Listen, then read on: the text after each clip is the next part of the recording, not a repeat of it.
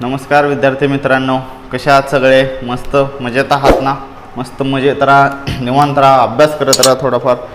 तर या आधीच्या लेक्चरमध्ये आपण बघा युनिफॉर्म सर्क्युलर मोशन म्हणजे काय असतं ते शिकलं, त्याचे कायनेमॅटिक्स शिकलो, त्याचे कॅरेक्टरिस्टिक्स शिकलो, त्याचबरोबर लिनियर मोशनसुद्धा आपण जाणून घेतलेले आहेत आणि थोडासा इंट्रोडक्टरी पार्ट आपण या चॅप्टरबद्दल शिकलो आहे. कुठला चॅप्टर चालू आहे हे सगळं तुम्हाला माहिती आहे. नोटबुक पेन सगळं तुमच्या बरोबर असू द्यात, पुस्तकसुद्धा तुमच्या बरोबर असू द्यात, जेणेकरून तुम्हाला ते पॉईंट समजत जातील. ओके, एवढी काळजी घ्या. चला आपण आता पुढचा जो पॉईंट आहे त्याला स्टार्ट करत. तर आता आपल्याला शिकायचं आहे uniform circular motion. Okay, so we are going to learn uniform circular motion in this lecture. So let me write uniform form circular motion. Okay, it is abbreviated as UCM असं म्हणू शकतो आपण त्याला. Now what is that uniform circular motion? Now we are familiar with the circular motion. आपल्याला circular motion काय आहे आता समजलंय, बरोबर. Circular motion which means the motion of an object when it follows a circular path about any other point which is outside to the object. Suppose एखादा object एका circular पाथने move होत असेल आणि कुणाशी मूव्ह होत असेल, एका दुसऱ्या पॉईंटशी जो त्या ऑब्जेक्टच्या बाहेर आहे, that is called as the circular motion. Okay, so याबद्दल तुम्हाला माहीत आहे, नसेल माहीत तर आधीचं व्हिडिओ तुम्ही व्यवस्थित बघू शकता. Now what is uniform here? Now uniform which means और uniform circular motion means when object is in a circular motion with a constant speed. जेव्हा ऑब्जेक्ट एका सर्क्युलर मोशन मध्ये आहे परंतु त्याचं स्पीड कॉन्स्टंट आहे. स्पीड म्हणजे काय? नॉर्मली तो किती डिस्टन्स कव्हर करतोय, किती टाइम इंटरवलला, याला आपण स्पीड म्हणतो, बरोबर. The speed is what? The distance covered with respect to time और डिस्टन्स अपॉन टाइम असं म्हणू शकतो आपण. सो तो ठराविक एका कालावधीला तो समान अंतर पार करत असेल, समान डिस्टन्स कव्हर करत असेल तर त्याला म्हणतो आपण त्याचं स्पीड आहे ते कॉन्स्टंट आहे. फॉर एक्झाम्पल एक व्यक्ती आहे.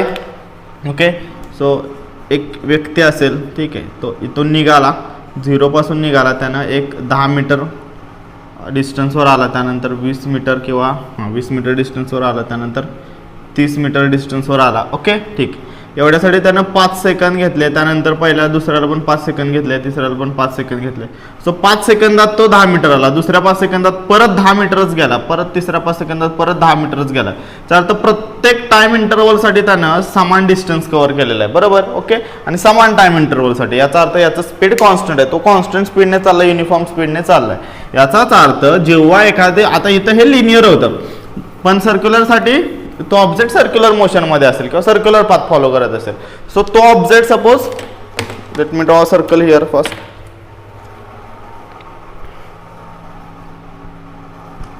तर ड्रॉ करतो.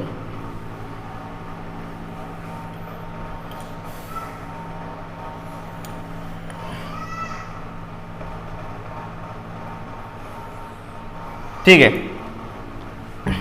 तर हा एक सर्कल आहे.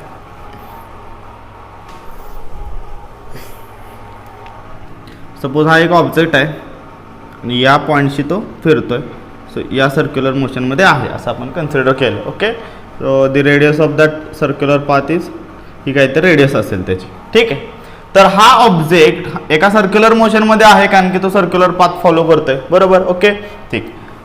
पण त्याचं स्पीड मात्र इथं कॉन्स्टंट आहे, म्हणजे त्याचं जे काही डिस्टन्स कव्हर करतोय तो ते मात्र त्याचं कॉन्स्टंट आहे. ओके, कॉन्स्टंट आहे म्हणजे ते बदलत नाही. ओके, फॉर एक्झाम्पल घड्याळाचा काटा बघा, सेकंड काटा जो आहे तो काय करतोय, एका सेकंदाला किती डिग्री कव्हर करतोय? 6 डिग्री कव्हर करतोय. किती डिग्री कव्हर करतोय? 6 डिग्री एवढं डिस्टन्स कव्हर करतोय. ओके, कारण की तो सर्क्युलर फिरतोय म्हणून आपण डिग्री हे डिस्टन्सचं युनिट घेऊयात. सो 6 डिग्री प्रत्येक सेकंदाला तो 6 डिग्रीच कव्हर करतोय, म्हणजे 1 सेकंदच पुढे सरकतोय, बरोबर. So tick tick tick tick करत एक सेकंदच पुढे सरकतोय. मात्र तो सर्क्युलर मोशन मध्ये आहे का? हो. आणि सर्क्युलर मोशन मध्ये असून सुद्धा तो एक सेकंद पुढे सरकतोय, म्हणजे ठराविक स्पीडनंच पुढे सरकतो. का असं झालंय एकदम 10-15 सेकंद घेतलेत, त्याने एकदम 5 सेकंद घेतलेत नाही, तो एक एक एक एक एक एक सेकंदच पुढे सरकतो, याचा अर्थ त्याचं स्पीड कॉन्स्टंट आहे. And that motion is called as the uniform circular motion. Uniform circular motion कळालं असेल बघा, when object is in a circular motion with keeping speed constant or with a constant speed असं define करू शकता तुम्ही. तुमच्या बुकमध्ये असेल ती व्यवस्थित डेफिनेशन पाठ करा, इथं फक्त कन्सेप्ट समजून घ्या. कन्सेप्ट समजले तुम्हाला. ओके, फॉर एक्झाम्पल एक फॅन असेल तुमचा, तर फॅन चालू केल्यानंतर एका ठराविक स्पीडनं तो फिरायला लागतो आणि ते स्पीड त्याचं कॉन्स्टंट असतं, लक्षात ठेवा. सो कॉन्स्टंट स्पीडनं तो फिरत असतो. घड्याळ सुद्धा एका कॉन्स्टंट स्पीडनं घड्याळाचं सेकंड हँड फिरत आहे. ओके, आता याच्या कॅरेक्टरिस्टिक्स हे तुम्हाला समजलं असेल, तर याच्या कॅरेक्टरिस्टिक्स आपण बघूयात काय काय आहेत. ओके, आता आपल्याला माहिती आहे जेव्हा ऑब्जेक्ट सर्क्युलर मोशनमध्ये असेल, तेव्हा त्याची वेलॉसिटी जी काय अँग्युलर वेलॉसिटी असते ती प्रत्येक इन्स्टंटला बदलत असते. का तर तो ऑब्जेक्ट डायरेक्शन चेंज करतो. मग डायरेक्शन चेंज करत असताना वेलॉसिटीमध्ये चेंज होतोच. मग स्पीड कॉन्स्टंट राहतं, ते काय असतं?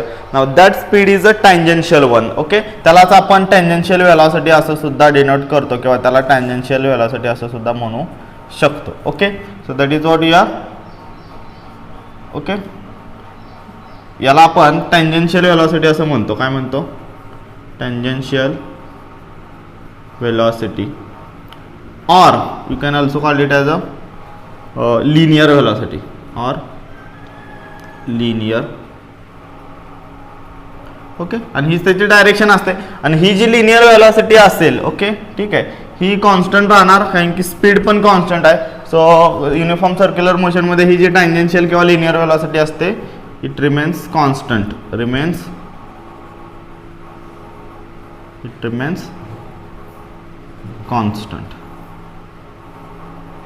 और रिमेन्स सेम. ओके ठीक आहे, आणि ह्याची डायरेक्शन असते ती माहिती आहे तुम्हाला, it is always tangential to the circular path और टू द रेडियसला परपेंडिक्युलर असते आणि सर्क्युलर पाथला ती टँजेन्शियल असते. ओके, त्या सर्क्युलर पाथला टच करून जाते.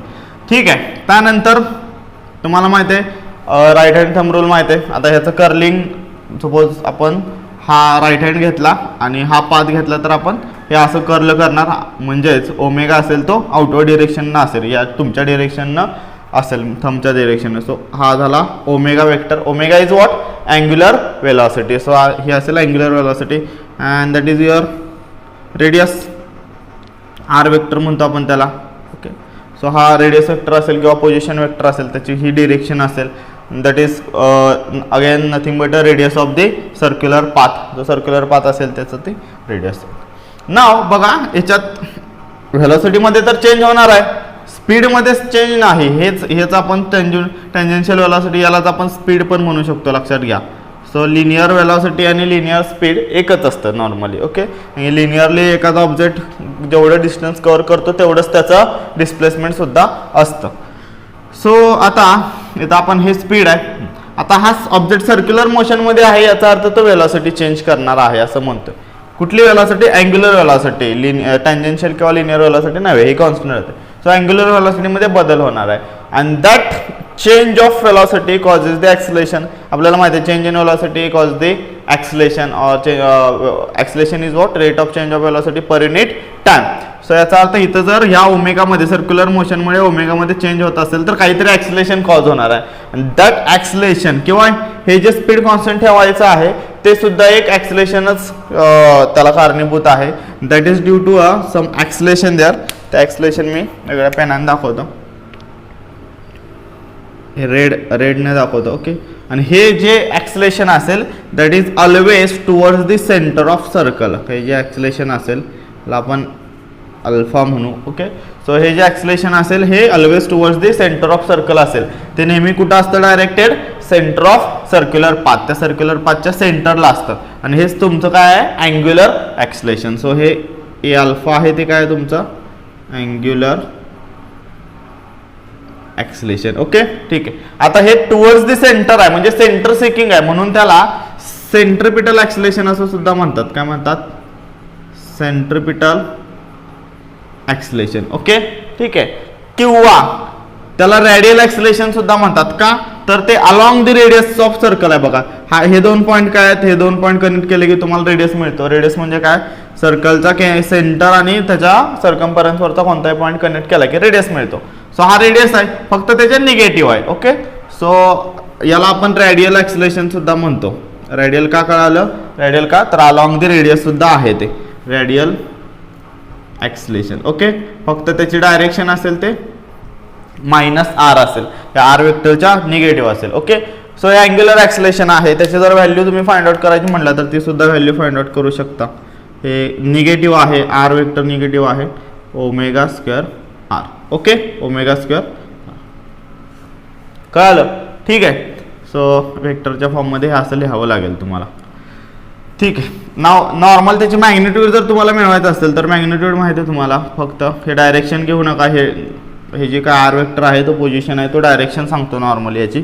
ठीक आहे. त्यानंतर हा ओमेगा स्क्वेअर इंटू आर. ना ओमेगा इज वॉट? ओमेगा म्हणजे आपल्याला माहिती आहे ओमेगा इज वॉट, किंवा व्हेलॉसिटी, लिनियर व्हेलॉसिटी किंवा टँजेन्शियल व्हेलॉसिटी ही काय असते? आर ओमेगा असते. ओके, सो ओमेगा काय राहिला तुमचा? v/r. So put that value v/r bracket square into R. So alpha is what? v square divided by r square into R. So एक आरला एक आर कट होईल, so you will gate v square upon r. So alpha is what? v square by r. ह्याच्यातलं एक v/r separate केलं तरी चालेल, so v omega असं म्हणू शकतो. So that is what? Angular acceleration. Okay, angular ॲक्सिलरेशनचं magnitude आहे बघा. अँग्युलर ॲक्सिलरेशनचं v ओमेगा म्हणू शकतो, linear velocity into tangential velocity. समजला? तर या बेसिक गोष्टी आहेत या युनिफॉर्म सर्क्युलर मोशनबद्दल तुम्हाला माहीत पाहिजेत. अल्फाचं मॅग्निट्यूड माहीत पाहिजे, अल्फाचा फॉर्म्युला, अल्फा कुठं असतो, कसा असतो? सेंट्रिपिटल असतो. सेंट्रिपिटल म्हणजे towards the centre of the circle. Centripetal force तुम्ही शिकलेला आहे, जो फोर्स टुवर्ड्स द सेंटर जातो. ओके, ठीक. सो हे ॲक्सिलरेशन सुद्धा सेंट्रिपिटल आहे, सेंटर सिकिंग आहे, रेडियल सुद्धा म्हणू शकतो त्याला. सो युनिफॉर्म सर्क्युलर मोशनमध्ये स्पीड हे कॉन्स्टंट राहतं. Speed remains constant. ओके, ठीक. तर याचे एक्झाम्पल बरेच आहेत. वॉच आहे, वॉचमधला सेकंड हँड बघा, तो टिक टिक टिक करत 1-1 सेकंद पुढे सरकतोय. किंवा एका युनिफॉर्म स्पीडनं फॅन जर रन होत असेल तर त्या फॅनच्या पात्यावरचा, फॅनचं पातं माहिती आहे ब्लेड आहे, त्या ब्लेडवरचा कुठलाही एक पॉईंट सपोज तुम्ही कन्सिडर केला तर तो सुद्धा एका युनिफॉर्म स्पीडने फिरत असणार आहे. ओके, सो त्याला डिफाईन वेगवेगळ्या पद्धतीनं तुम्ही करू शकता. तर एवढं जेवढं गरजेचं आहे यातलं ते तुमच्याकडं वही पेन असेलच, त्याप्रमाणे ते लिहून घ्या, किंवा मी जेव्हा शिकवत असतो तेव्हाच नोट्स काढल्या तरी चालतील. ओके, यातलं गरजेचं असेल ते पॉज करून लिहून घ्या. ठीक आहे. आता सर्क्युलर मोशन तुम्हाला माहिती आहे, युनिफॉर्म सर्क्युलर मोशन माहिती आहे. आता नॉन युनिफॉर्म म्हणजे काय आपण पहिला ते जाणून घेऊयात. बघा, माझ्यासारखं एक व्यक्ती आहे, सपोज तो 0 किलोमीटरपासून त्यानं सुरुवात केली, तो 20 किलोमीटरवर आला पहिल्या, सपोज फॉर एक्झाम्पल अर्ध्या तासासाठी, 30 मिनिटसाठी. त्यानंतर तो पुढच्या 30 मिनिटासाठी त्यानं 40 किलोमीटर कवर केलं. त्यानंतर पुढच्या 30 मिनिटासाठी म्हणजे अर्ध्या तासाचा आपण इंटरव्हल घेतला. त्यानंतर त्यानं 20-40, त्यानंतर इकडं परत 50 किलोमीटर कवर केलं. ओके, हां. तर त्यानं एकूण किती डिस्टन्स कवर केलं बघा. टोटल किती? हे 20 होता, आणि तो 40वर आला 50, एकूण 50 केलं. बरोबर. आता प्रत्येक अजून एक घेऊ वाटलंच तर पुढच्या 30 मिनिटसाठी त्यानं कवर केलेलं डिस्टन्स होतं 90 किलोमीटर. ओके, ठीक. तर एकूण या डिस्टन्सवर आलेला तो. पहिल्या 30 सेकंदासाठी त्यानं 20 किलोमीटर कव्हर केलं. त्यानंतर पुढच्या सेकंदसाठी नाही, मिनिटासाठी परत पुढच्या 30 मिनिटासाठी त्यानं 40 + 20 अगेन 20 किलोमीटर कव्हर केलं. इथं मात्र त्याचं स्पीड कॉन्स्टंट राहिले. ओके, ठीक आहे. नेक्स्ट, पुढच्या 30 सेकंदासाठी त्यानं 10 किलोमीटर फक्त कव्हर केलं. कुठेतरी चहा प्याला वगैरे जेवायला थांबला असेल तिथं. त्यानंतर पुढच्या 30 मिनिटासाठी, सेकंदासाठी नव्हे, मिनिटासाठी त्यानं 40. ओके, घरून फोन आला काहीतरी वडिलांचा, इकडं तिकडं गडबडीत त्यांना जास्त डिस्टन्स कव्हर केलं. ठीक. आता प्रत्येक टाइम इंटरवल सेम आहे, 30 मिनिटाचा टाइम इंटरवल ठेवला आपण. प्रत्येक टाइम इंटरवलसाठी बघितलं तर यानं 20 किलोमीटर कव्हर, पहिल्या टाइम इंटरवलसाठी 20, दुसऱ्यासाठी 20, तिसऱ्यासाठी 10 आणि चौथ्यासाठी 40. म्हणजे प्रत्येकासाठी वेगवेगळं कव्हर केले. फक्त या दोघांसाठी सेम आहे. मात्र पुढे मात्र 10 झालाय, परत त्यानं स्पीड वाढवले. सो कुठं स्पीड कमी आहे, कुठं स्पीड म्हणण्यापेक्षा कुठं त्यानं डिस्टन्स कमी कव्हर केले, कुठल्या टाइम इंटरवलसाठी त्यानं डिस्टन्स जास्त कव्हर केले. जेव्हा ही अशी केस असते त्याला आपण नॉन युनिफॉर्म मोशन म्हणतो किंवा नॉन युनिफॉर्म स्पीड म्हणतो. कळालं? सो प्रत्येक वेळी त्याचं स्पीड कमी किंवा जास्त होत आहे, यालाच आपण नॉन युनिफॉर्म मोशन असं म्हणतो. ओके, ठीक आहे. तर हे कळालं असेल नॉन युनिफॉर्म म्हणजे काय. Now what is non uniform circular motion. Same, जेव्हा तुमचं सर्क्युलर स्पीड आहे ते वाढत असेल किंवा कमी होत असेल तर त्याला आपण नॉन युनिफॉर्म म्हणू शकतो. स्पीड कॉन्स्टंट राहते का, नाही. स्पीड जर कॉन्स्टंट राहिले तर त्याला आपण युनिफॉर्म सर्क्युलर मोशन म्हणणार आहे. सो सर्क्युलर मोशनमध्ये ऑब्जेक्ट असताना जर त्याचं स्पीड वाढत असेल, इन्क्रीज होत असेल किंवा डिक्रीज होत असेल तर त्याला आपण नॉन युनिफॉर्म सर्क्युलर मोशन असं म्हणू शकतो. And if you need to define it you can call it as a whenever object is in a circular motion, okay, or the motion of the particle is along the circular path and its speed goes increasing or decreasing, then it is called as the non uniform circular motion. Define करू शकता वेगळ्या पद्धतीने तुम्ही. Okay, ठीक आहे. चला याला सुद्धा एक सर्कल काढून घेऊयात. पहिला सोपा आहे, समजून घेऊयात.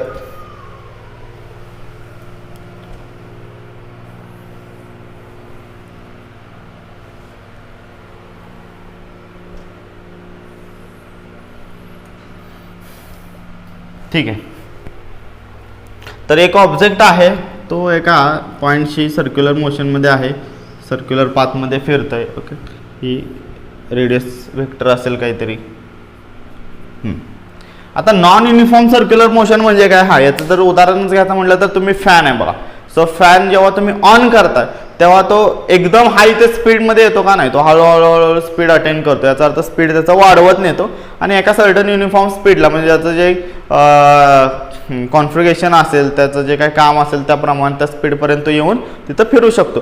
पण ते स्पीड अटेंड करायसाठी त्याला पहिला शून्यापासून सुरुवात करायला पाहिजे. याचा अर्थ तो काय करतो, त्याचं स्पीड वाढवत नेतोय. ओके, आणि मग ते सर्टन स्पीड अटेंड करतो. याचा अर्थ त्यावेळी स्पीड त्याचं वाढत जाते. ओके, सो जेव्हा फॅन तुम्ही ऑन करा आणि ऑफ करताना सुद्धा तसं, ऑफ करताना तो फॅन एका जास्त स्पीडनं फिरत असतो, तुम्ही बंद केल्यानंतर तो हळूहळू त्याचं स्पीड कमी करतोय किंवा शून्य करतोय, झिरो करतोय. ओके, सो हे ऑन किंवा ऑफ करताना त्याचं स्पीड वाढते किंवा कमी होते. सो या केसला आपण जो पॉईंट आहे फॅनच्या ब्लेडवरचा किंवा त्या पात्यावरचा एखादा पॉईंट आहे किंवा पार्टिकल आहे जो की गोल गोल फिरतोय, ओके, सर्क्युलर मोशनमध्ये आहे, ते आपण नॉन युनिफॉर्म कन्सिडर करू शकतो. ओके, तर समजलं असेल तुम्हाला.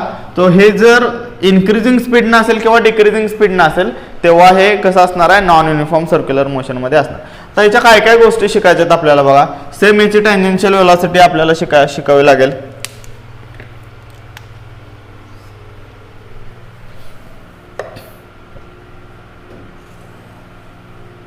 ठीक आहे, ही जी टँजेन्शियल व्हेलॉसिटी आहे. ओके, आता नॉन युनिफॉर्म सर्क्युलर मोशनमध्ये ही जी काय व्ही आहे, टँजेन्शियल व्हेलॉसिटी आहे किंवा त्याला आपण स्पीड सुद्धा म्हणू शकतो. ह्या स्पीड, हे जे काय स्पीड आहे, ओके, ह्याचा मॅग्निट्यूड चेंज होतं. मॅग्निट्यूड म्हणजे काय, त्याचं जे काय व्हॅल्यू आहे म्हणजे वाढते स्पीड किंवा कमी होते, पण त्याची डायरेक्शन मात्र सेम राहते.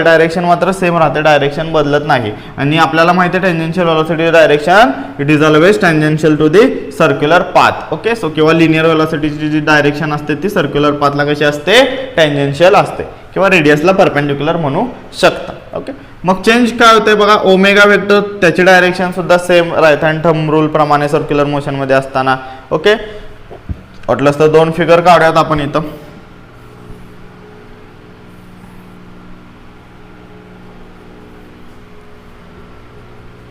ठीक आहे, हा पार्टिकल हे ओके हे अशा डिरेक्शन आहे. सो हे अशा डिरेक्शन आहे, बरोबर. ओके, ठीक. सो हे असं आपण असं म्हटलं, हे असं केलं तर आपल्याला ही डायरेक्शन मिळून येईल, ओमेगाची अँग्युलर व्हेलॉसिटीची डायरेक्शन मिळून येईल. ओके, ठीक आहे. That will be the direction of angular velocity. आणि इथं अँग्युलर व्हेलॉसिटीची डायरेक्शन आहे ती सुद्धा सेम राहते, ती सुद्धा चेंज होत नाही. त्याचं मॅग्निट्यूड असेल ते अकॉर्डिंग टू द व्ही असेल, according to the tangential velocity असेल. Now what changes here, that is the direction of acceleration. Okay, आता बघा ज्यावेळी इथं ॲक्सलेशन जे कॉज होतं ते माहिती आहे चेंज इन व्हेलॉसिटी. आता इथं स्पीड कॉन्स्टंट राहते का, नाही. आधीच्या केसमध्ये स्पीड कॉन्स्टंट होतं, इथं मात्र स्पीड कॉन्स्टंट राहत नाही. स्पीड बदलते किंवा कमी, स्पीड वाढते किंवा कमी होते. ओके, सो जेव्हा हे स्पीड वाढत असेल, टँजेन्शियल व्हेलॉसिटी इन्क्रीज होत असेल, स्पीड राईज होत असेल, तेव्हा जे ॲक्सलेशन असतं that causes along with that angular acceleration causes along with angular velocity. angular acceleration ची डायरेक्शन असेल ती कशी असेल, along with your angular velocity. angular velocity च्या डायरेक्शनच जाईल. नॉन युनिफॉर्म साठी शिकतो, युनिफॉर्म साठी आपण बघितलं ती सेंट्रिपिटल असते, सेंटर सिकिंग असते, रेडियल सुद्धा म्हणू शकतो. इथं मात्र ती अलॉंग विथ काय आहे, अलॉंग विथ अँग्युलर वेलॉसिटी. आणि जेव्हा स्पीड तुमचं कमी होत असेल, हे आहे ते increase in speed, increase in speed. Okay, व्यवस्थित लिहितो, इथं वर लिहितो इन्क्रीज इन स्पीड, स्पीड वाढवलं तर, आणि decrease in speed. Okay, speed कमी केल्यानंतर, आता स्पीड कमी केल्यानंतर काय असणार आहे, so that is along with acceleration but in the opposite direction. ते सुद्धा त्या अँग्युलर वेलॉसिटीच्या अँग्युलर वेलॉसिटीच्या पाथलाच असेल, मात्र ते निगेटिव्ह डायरेक्शनला असेल. म्हणजे हे तुमचं सपोज अँग्युलर वेलॉसिटी असेल, तर जे ॲक्सलेशन असेल ते मात्र त्याच्या अपोजिट ॲक्ट होईल, डिक्रीज असताना. ओके, सो अँग्युलर ॲक्सलेशनचे डायरेक्शन हे निगेटिव्ह असेल. समजलं? ओके, या गोष्टी समजल्या तुम्हाला. सो एवढ्या बेसिक गोष्टी जाणून घ्या. नॉन युनिफॉर्म सर्क्युलर मोशन तुम्हाला समजलं असेल, नसेल तर पुन्हा हा व्हिडिओ बघा. ओके, आता याच्यात आणखी काय काय पॉईंट आहेत कॅन यू रिकॉलमध्ये, किंवा तुम्हाला आणखी पॉईंट दिलेले असतात.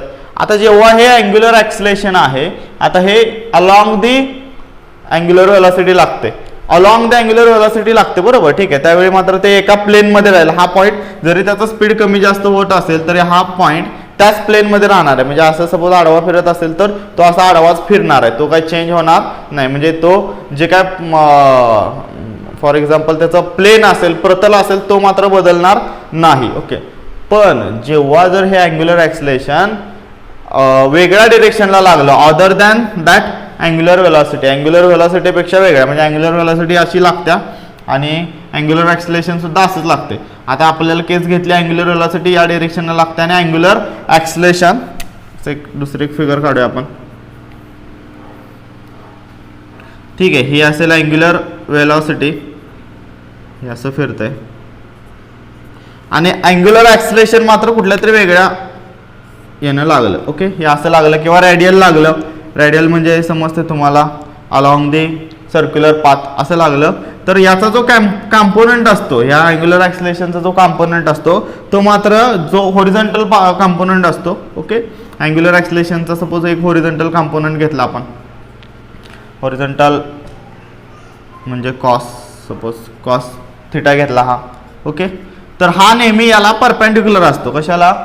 या अँग्युलर वेलॉसिटीला. हा अल्फा कॉस थिटा आहे तो नेहमी कसा आहे, या अँग्युलर ॲक्सलेशनला अँग्युलर वेलॉसिटीला कसा आहे, परपेंडिक्युलर आहे. कसा आहे, परपेंडिक्युलर का आहे.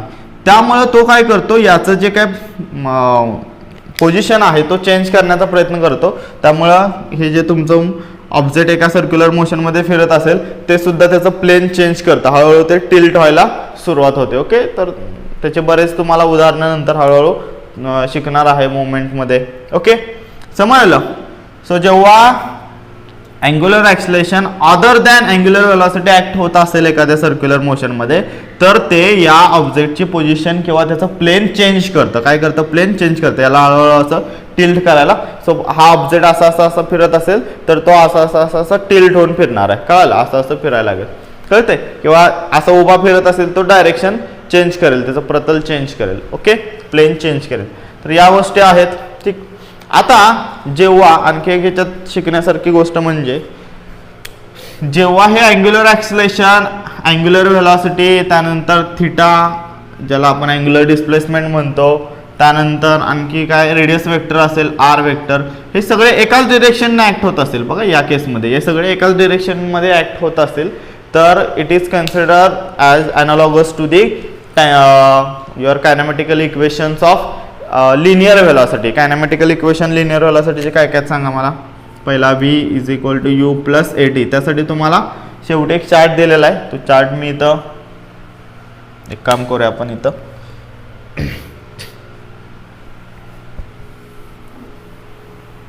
ठीक आहे, हे समजलं असेल तर पहिला लिहून घ्या, हे पॉज करून लिहून घ्या त्याच वेळी. हां, इथं मी तुम्हाला तो चार्ट दाखवतो. तो चार्ट बघा. सो त्या चार्टमध्ये तुम्हाला दिसून येईल की kinematical equations for linear velocity. So जेव्हा कधी हे कधी होतं,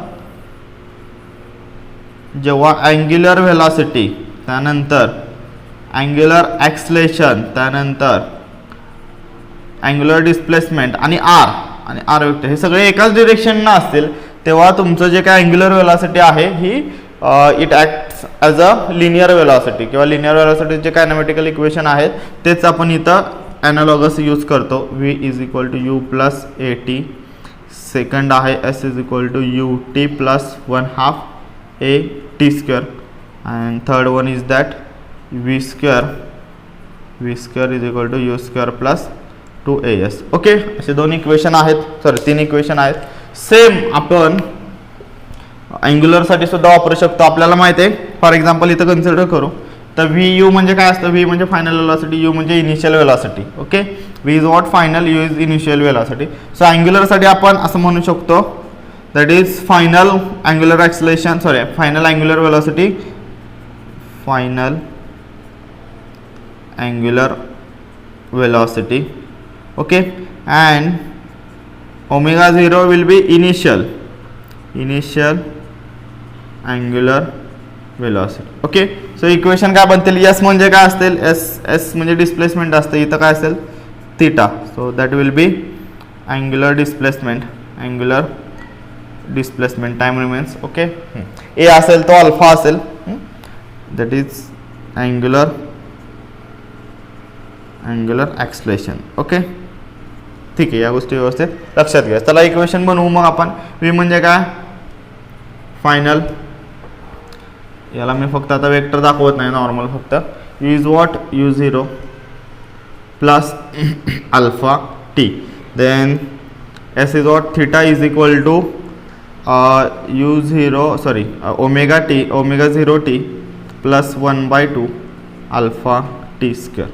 then v square which means omega square is equal to omega 0 square plus 2a is alpha s is theta. Okay, so अशा पद्धतीनं 3 इक्वेशन तुम्हाला मिळू शकतात. हे कधी, जेव्हा angular acceleration, angular displacement, radius position vector or radius and your what is that, हे काय तुमचं अँग्युलर वेलॉसिटी, हे सगळे एकाच डिरेक्शननं असेल तेव्हा. ओके, तर हे नॉन युनिफॉर्म सर्क्युलर मोशनबद्दल होतं. हे एक इक्वेशन लक्षात ठेवा, आपल्याला न्यूमेरिकल सॉल्व्ह करण्यासाठी गरजेची पडणार आहेत. ओके, समजलं.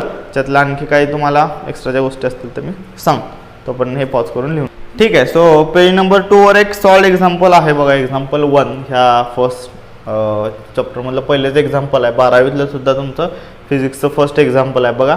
अ fan is rotating at 90 RPM, 90 revolution per minute. एक फॅन आहे, तो एका मिनिटाला 90 रिव्हॉल्युशन कंप्लीट करतोय, बरोबर. सो एका मिनिटाला 90 रिव्हॉल्युशन या रेटनं तो या स्पीडनं तो थोडक्यात फिरत आहे. It is then switch off, त्यानंतर तो स्विच ऑफ केला, बंद केला. इट स्टॉप्स आफ्टर 21 रिव्हॉल्युशन, त्यानंतर त्याचं स्पीड असं कमी झालं की तो 21 रिव्हॉल्युशन नंतर स्टॉप झाला, बरोबर. ओके, सो स्पीड कमी होत गेले आणि तो शेवटी स्टॉप झाला. Now calculate the time taken by it, त्यानंतर त्याला किती टाइम लागला ते कॅल्क्युलेट करायचं स्टॉप होण्यासाठी, म्हणजे किती वेळानंतर तो स्टॉप झाला.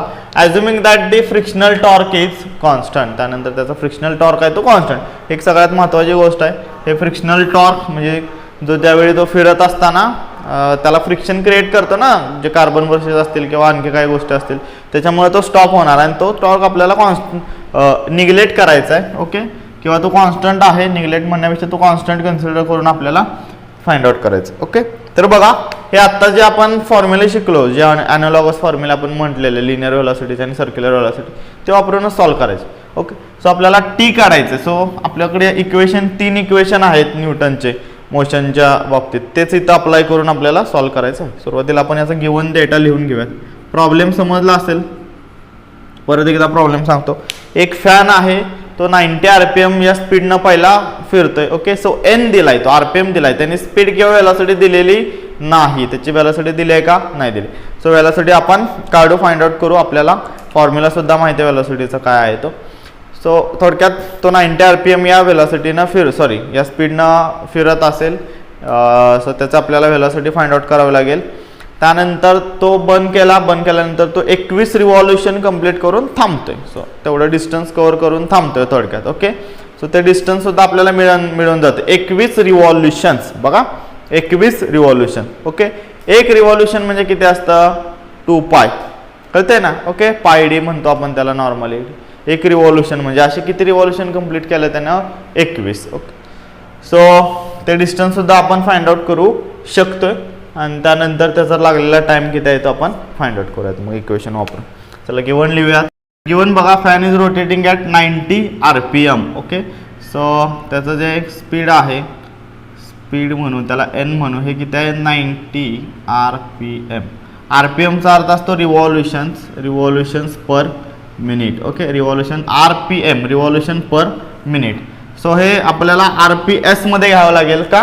तर आपण याचा युनिट आपण सेकंड वापरतो, त्यामुळं 90 रिव्हॉल्युशन पर मिनिट भागिले मिनिटाचं सेकंडमध्ये करायला आपल्याला 60 ने भागावं लागेल. So that will B RPS. So की त्याला 0 ला 0 गेलं, 6 के 6 6 पंचे 30 RPS, 1.5 RPS आलं. ओके, ठीक आहे, स्पीड मिळालं. त्यानंतर त्याने विचारले की it stops after 21 revolution. So आपल्याला इथं आता अँग्युलर डिस्प्लेसमेंट थिटा काढावं लागेल. ओके, सो थिटा म्हणजे मला सांगा, अँग्युलर डिस्टन्स किंवा अँग्युलर डिस्प्लेसमेंट थिटा. बघा किती रिव्हॉल्युशन नंतर थांबलंय ते? 21 रिव्हॉल्युशन नंतर, म्हणजे तेवढे 21 रिव्हॉल्युशन कंप्लीट करून ते थांबलं. सो एका रिव्हॉल्युशनला त्यानं किती अँगल कव्हर केला?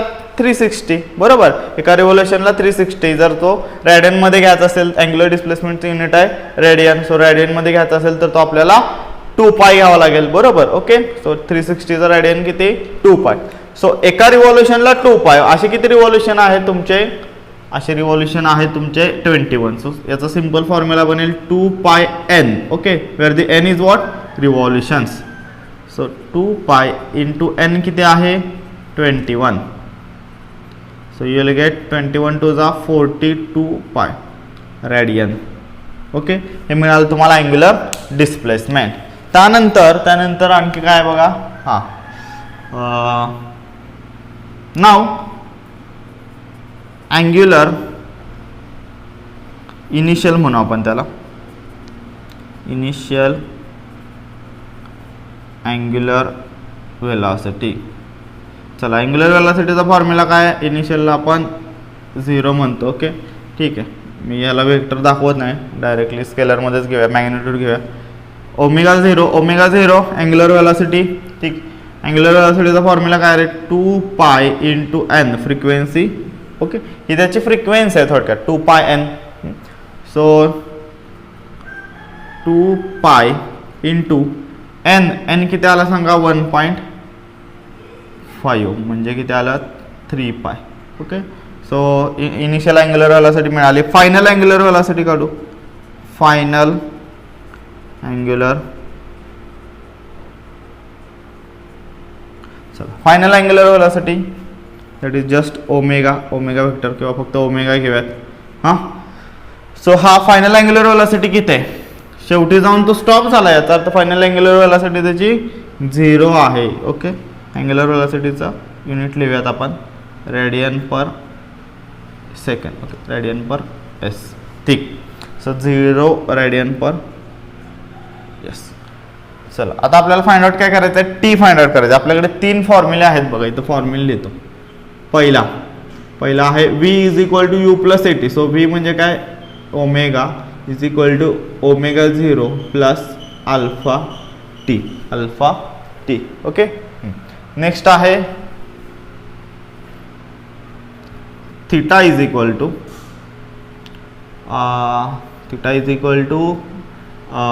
S is equal to u t plus u t, म्हणजे omega 0 t plus 1/2 8t square. बरोबर, आणि last one is what? U square, याचा अर्थ omega square is equal to omega 0 square plus 2 alpha theta. Okay, असे फॉर्म्युले आहेत. तर आता इथं बघितलं तर आपल्याला ही अशी 3 इक्वेशन मिळालेली आहेत बरोबर.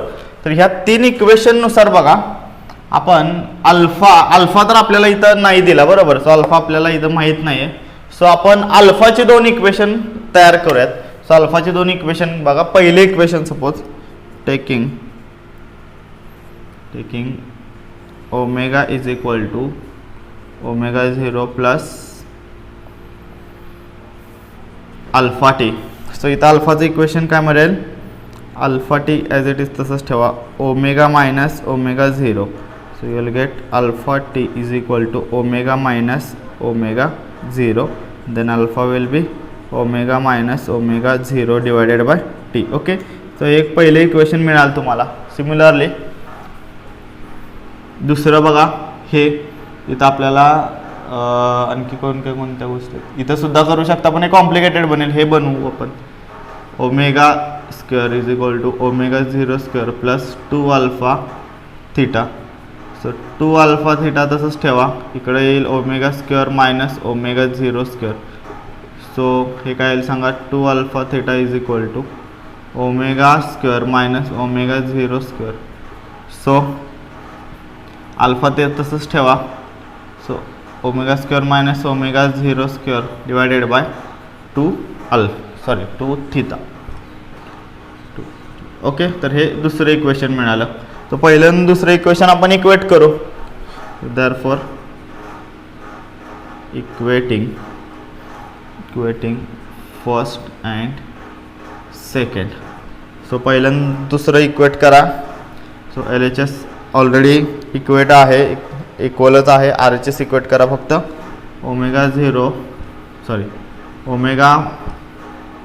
Omega minus omega 0 divided by t is equal to इकडे येईल omega square minus omega 0 square divided by 2 theta. Okay. So किमती व्हॅल्यू पुट करू.